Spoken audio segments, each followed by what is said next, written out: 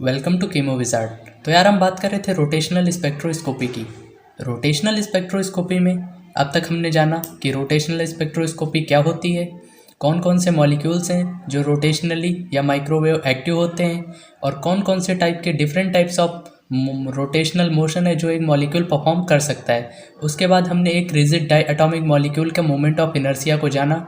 आज हम ट्राई करेंगे कि एक रिजिड रोटेटिंग मॉलिक्यूल्स की एनर्जी को हम निकाल सकें। उसके बाद हम ट्राई करने वाले हैं कि उस जो वो मॉलिक्यूल रोटेट कर रहा है उसके डिफरेंट एनर्जी लेवल्स क्या होंगे। So without wasting time let's start.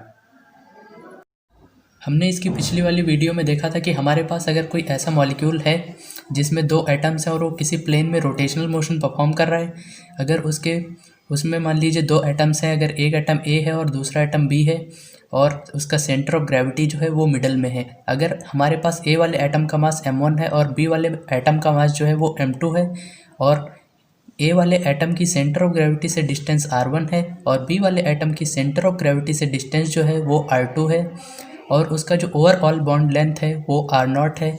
सो इस कंडीशन में जो हमारे पास मोमेंट ऑफ इनर्शिया निकल के आया था इस diatomic rigid rotating molecule का, वो निकल के आया था I equal to mu r0 square. Mu जहाँ पे हमारे पास रिड्यूस्ड मास था जिसकी वैल्यू थी m1 m2 upon m1 plus m2, और r0 जो हमारे पास थी वो टोटल बॉन्ड लेंथ थी। सो इसके आगे हम ट्राई करते हैं कि हम इससे एनर्जी रोटेटिंग मॉलिक्यूल की कैसे निकालेंगे। हम आपको पता होगा कि जो एंगुलर मोमेंटम होता है किसी भी रोटेटिंग बॉडी का, उसे हम डिनोट करते हैं L equal to I omega से। आई जहाँ पर मोमेंट ऑफ इनर्शिया है और ओमेगा जो हमारे पास है उसे हम कहते हैं एंगुलर वेलोसिटी। ये बिल्कुल सेम है जैसे हमारे पास लीनियर मोशन में होता है P equal to M V, जहाँ पे m मास होता है और v जो होती है उसकी लीनियर वेलोसिटी होती है। उसी तरीके से जो हमारे पास जब कोई बॉडी रोटेशनल मोशन परफॉर्म कर रही होती है तो उसमें हम देखते हैं जो हमारे पास एंगुलर मोमेंटम का फॉर्मूला होता है वो होता है L equal to I omega, जिसमें I मोमेंट ऑफ इनर्शिया को डिनोट करता है और ओमेगा जो होता है वो हमें एंगुलर वेलोसिटी प्रोवाइड करता है।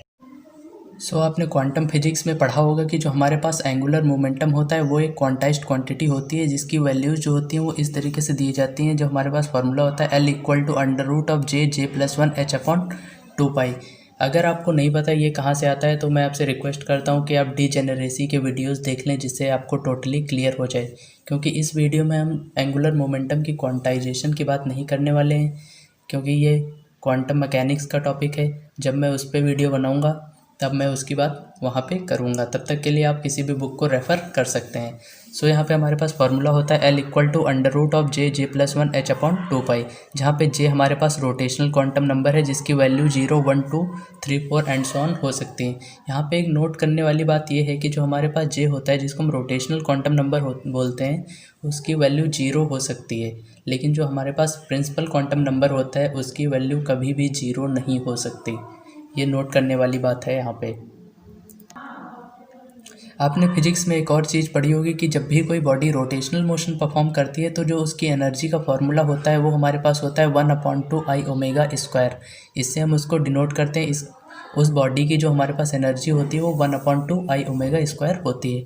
तो हम यहाँ पे करने क्या वाले हैं, हम इसमें कुछ मॉडिफिकेशंस करने वाले हैं जिससे हमारा जो रिजिड डाई एटॉमिक मॉलिक्यूल जो रोटेशनल मोशन परफॉर्म कर रहा है उसकी एनर्जी हम निकाल सकें। तो हम यहाँ पे करेंगे क्या, जो हमारे पास ये मेन फार्मूला है हमारे पास 1/2 आई ओमेगा स्क्वायर, हम यहाँ पे क्या करेंगे इसको हम ऊपर नीचे न्यूमरेटर और डिनोमिनेटर में आई से मल्टीप्लाई कर देंगे। इससे हमारे पास होगा क्या, यहाँ पे हमारे पास हो जाएगा 1/2 आई स्क्वायर ओमेगा स्क्वायर। अब मैं इसको ऐसे लिख सकता हूँ कि 1/2 I omega to the whole of square. इसके पहले मैंने आपको बताया था कि जो आई ओमेगा होता है उसको हम कहते हैं एंगुलर मोमेंटम। किसी भी रोटेटिंग बॉडी का जो हमारे पास एंगुलर मोमेंटम का फॉर्मूला होता है वो होता है L equal to I omega. मैं यहाँ पे आई ओमेगा की वैल्यू पुट कर देता हूँ तो मेरे पास क्या आ जाएगा 1/2 I equal to 1/2 I into L square. जो हमारे पास एनर्जी का फार्मूला अब तक आ गया है वो है हमारे पास 1/2 आई इंटू एल स्क्वायर। इसके ऊपर हमने देखा था कि हमारे पास जो एल जो होता है जो एंगुलर मोमेंटम के क्वांटाइजेशन का फार्मूला है वो होता है under root of J plus 1 h upon 2 pi. अब हम इस एल की वैल्यू को यहाँ पे पुट कर देते हैं तो हमारे पास क्या आ जाएगा 1/2 I under root of J plus 1 to the whole of square and h upon 2 pi to the whole of square.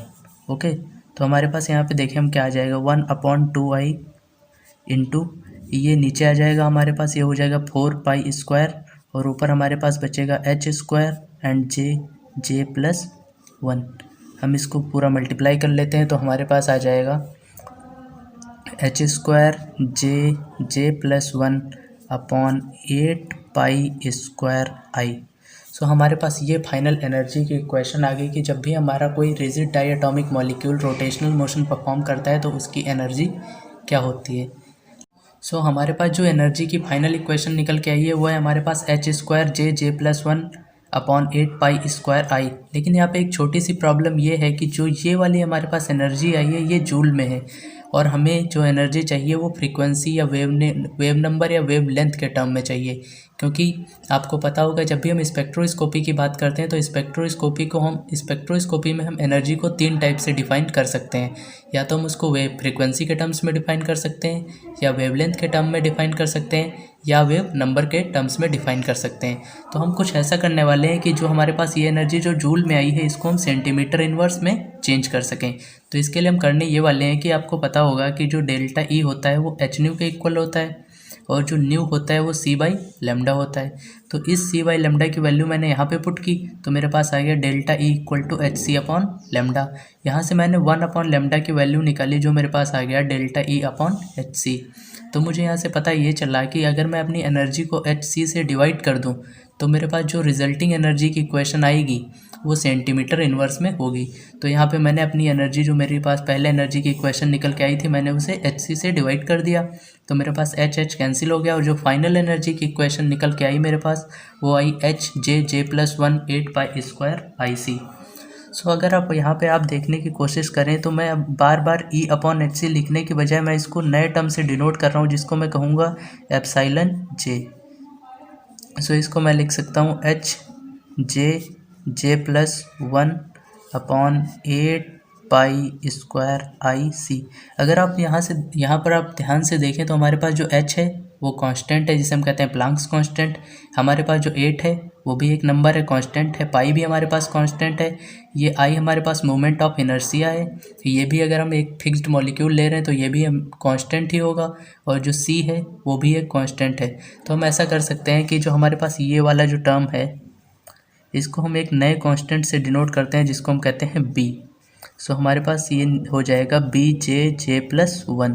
सो हमारे पास जो टोटल एनर्जी निकल के आई किसी भी diatomic rigid rotating molecule की वो हमारे पास निकल के आई है B J plus 1।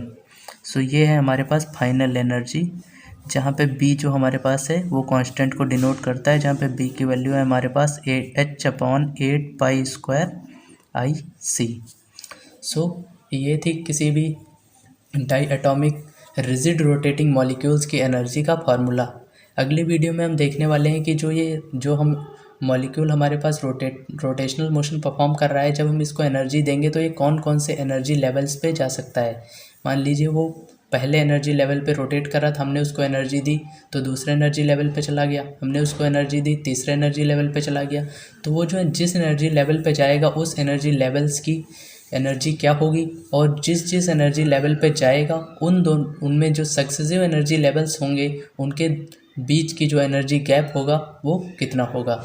Thank you for watching.